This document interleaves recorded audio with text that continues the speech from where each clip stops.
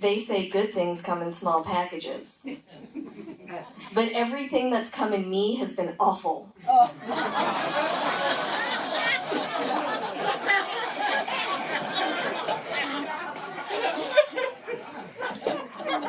I took a trip to Italy once, and this guy came on to me by saying, you know, in Italy, we say, the smaller the bottle, the better the wine. I didn't realize until later that night he was talking about his penis.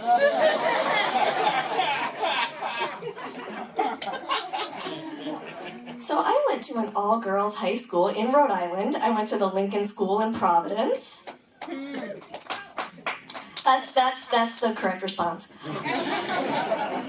I also went to Mount Holyoke, which is an all-women's college.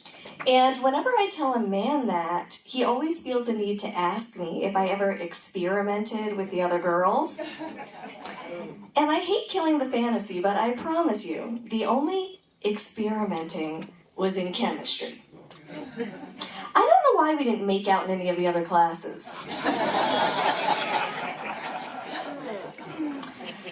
Now, after college, I moved to Los Angeles. I had a great little apartment right at the corner of I Want to Be Famous and Nobody Cares, which incidentally is in downtown Hollywood, which seems glamorous until you end up doing the walk of shame down the walk of fame. Yeah, one night I threw up on Lucille Ball and slept it off on Humphrey Bogart. And eventually I moved back here, which worked out well for me because, as it turns out, if you are a stand-up comedian who once lived in Los Angeles and got kicked out of a Hollywood Starbucks for jerking off Charlie Sheen's limo driver in the men's room, it makes you Pawtucket famous.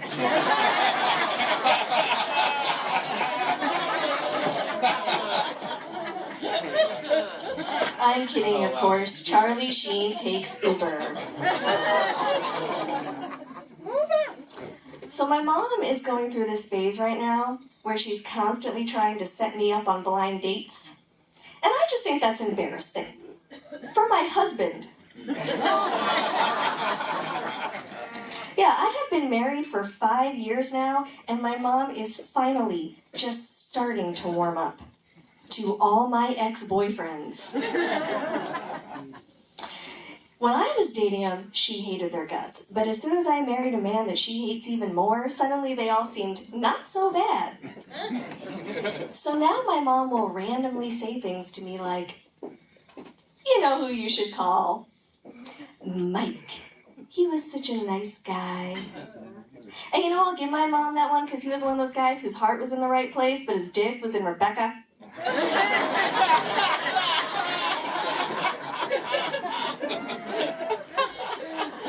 Oh, I dated some winners, you guys. I once dated a guy for 13 years. He was unemployed the entire time.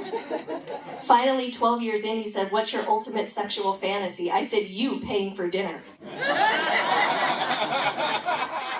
Instead of what he normally did, which was tease me with just the tip. See, my mom doesn't think my marriage is going to last because my husband was married before. But that didn't really bother me. I figured he's coming to the table with 10 years of prior marriage experience. Split between 4 different women, but still. I mean, I think I got a good deal on my husband, you know. He was pre-owned, so I got him on clearance. And he has the same first name as my father. My husband and my father are both named Randy. And when I first started dating my husband, my best friend Kelly flipped out. She was like, "Oh, you know if you say his name in bed, it's like you're saying your father's name in bed." I was like, "Calm down, I don't say my father's name in bed. I say daddy." Now the thought of me saying my father's name in bed did not freak me out as much as the thought of my mother saying my husband's name in bed.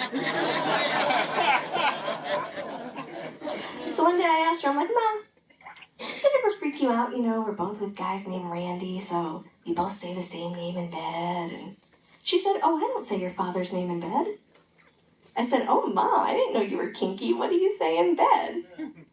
"Get off of me, I'm tired."